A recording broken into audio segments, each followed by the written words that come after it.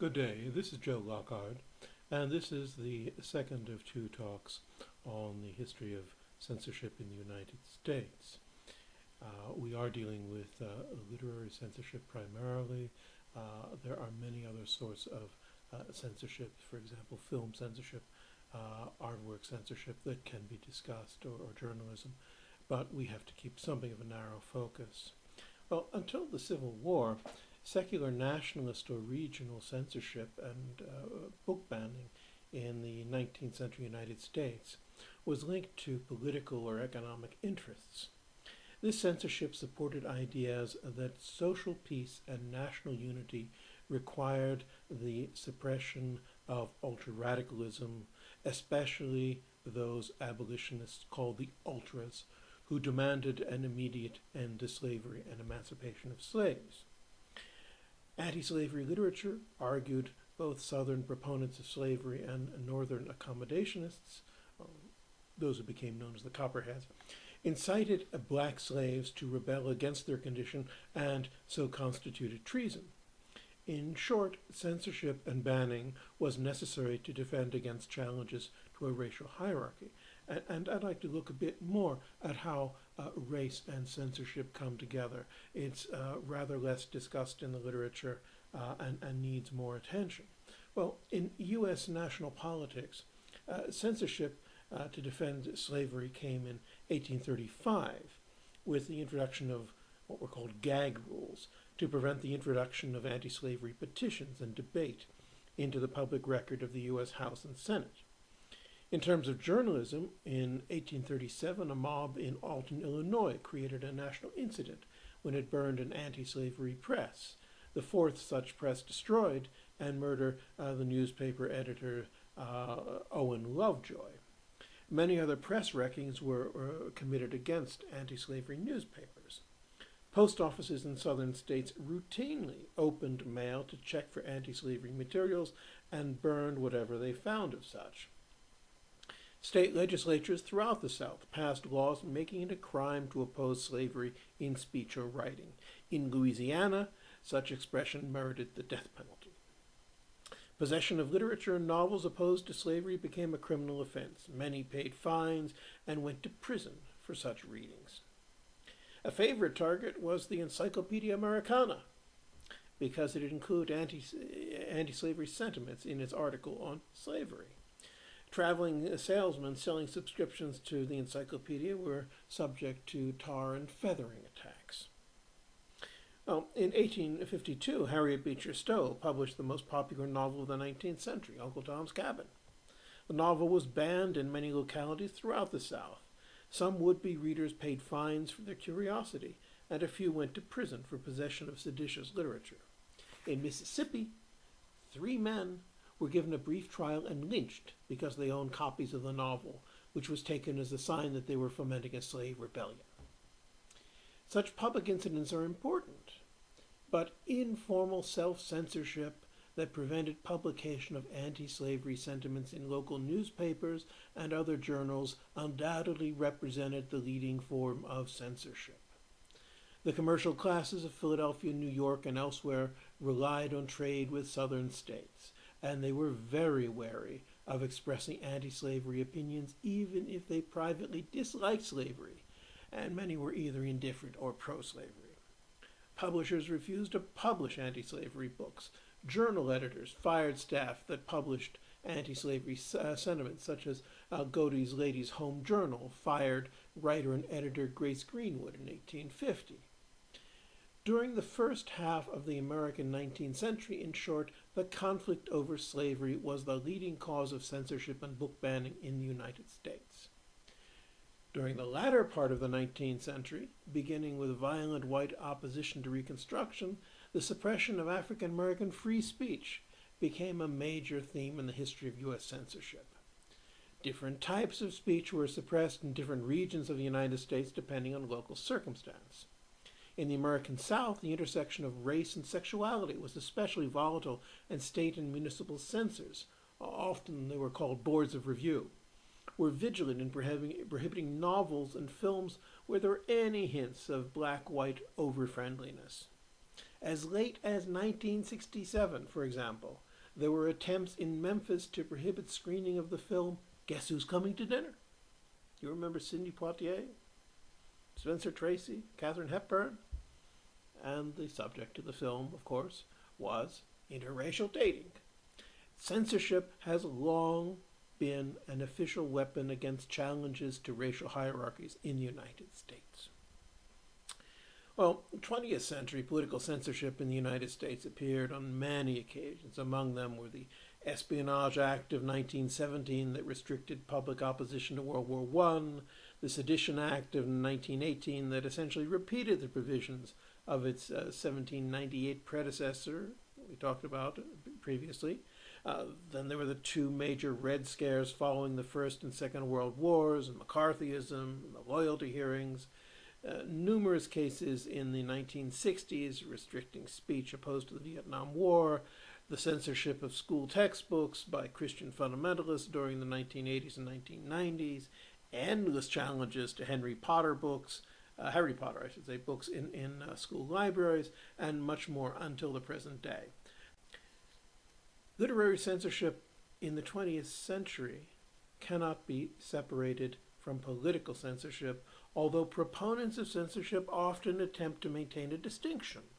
Advocates of censorship and book banning attempt to draw an untenable distinction between morality and politics, precisely the distinction that Plato rejected. Attempts to shape the moral constitution of society through control over its reading and information are quintessentially political acts that in modern democracies rely on legislative enactments and judicial decisions.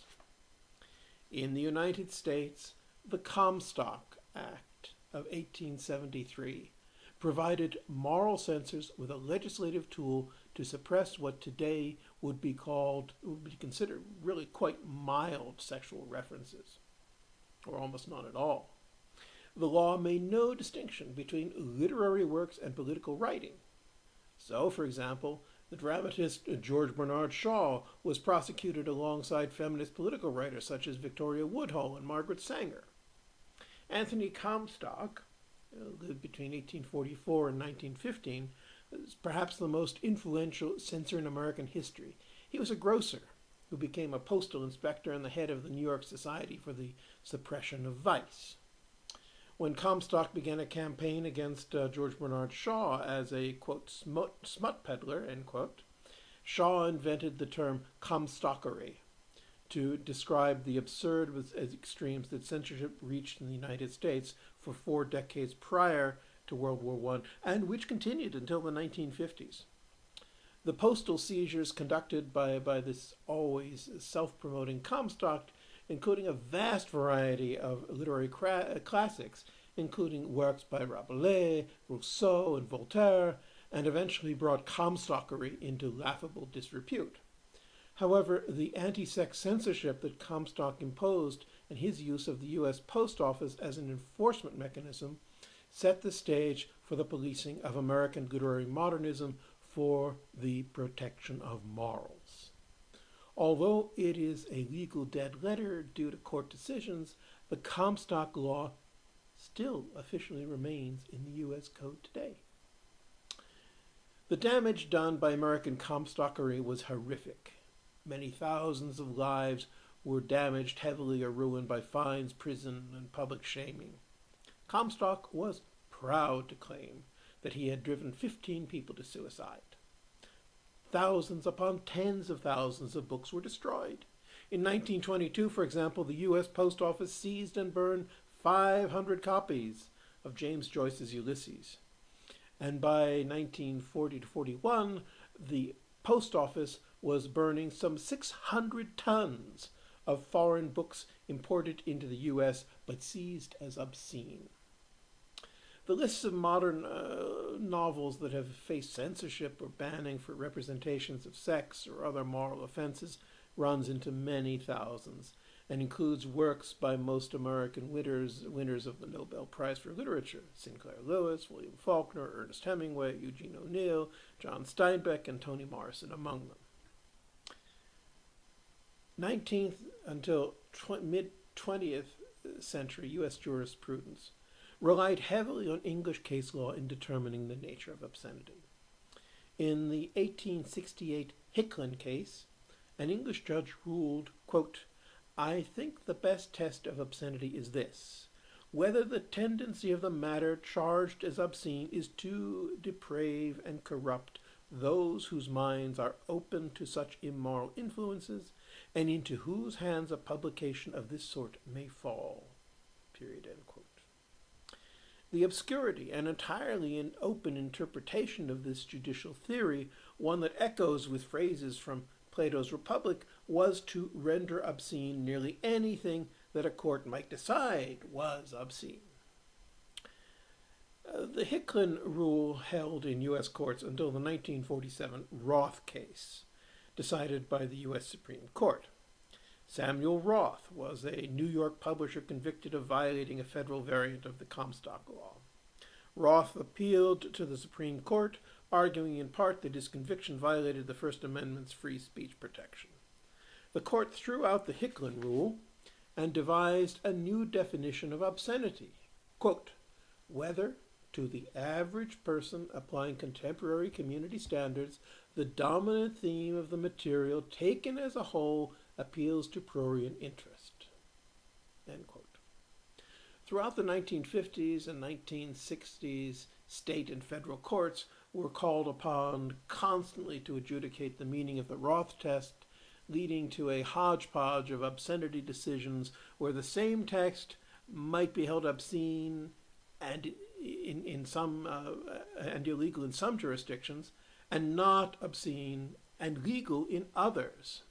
And it also led to judges and their clerks having what were called movie nights, where they brought popcorn and watched the obscene, quote, obscene films, unquote.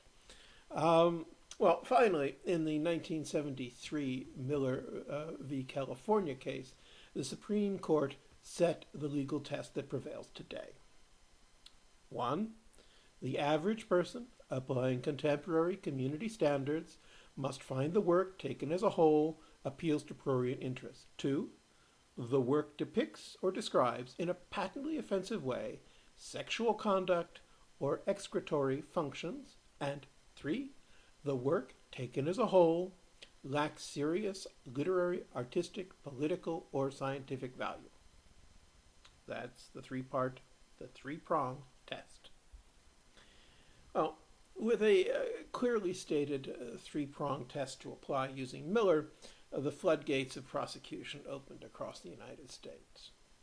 Literally hundreds of obscenity cases were initiated by local prosecutors claiming that the work in question offended community standards. The rise of the internet in the 1990s and the question of why one community standard should prevail undercut the already weak Miller doctrine. Ironically, local standards in the United States appear much looser than in our northern neighbor, despite Canada's reputation as a more relaxed and liberal society. Canada's border police continues to seize queer and gay-themed literature. In recent years, it has impounded and destroyed imported works by U.S. and foreign authors such as Kathy Acker, Dorothy Allison, Susie Bright, Patrick Califia, Dennis Cooper, Diane DeMassa, Marguerite Duras, Bell Hooks, and David Wojnarowicz. While I have been forced to be rather brief in this review of censorship theory and its history in the United States, even a brief recitation emphasizes how central censorship has been in shaping social discourses and literary history in this country. While the United States prides itself on its freedom of speech and protections of the First Amendment, in truth, our ability to express ourselves as citizens has been shaped to a substantial degree by a history of censorship and resistance to censorship. So, thank you for listening, and I hope you enjoy the remainder of this course.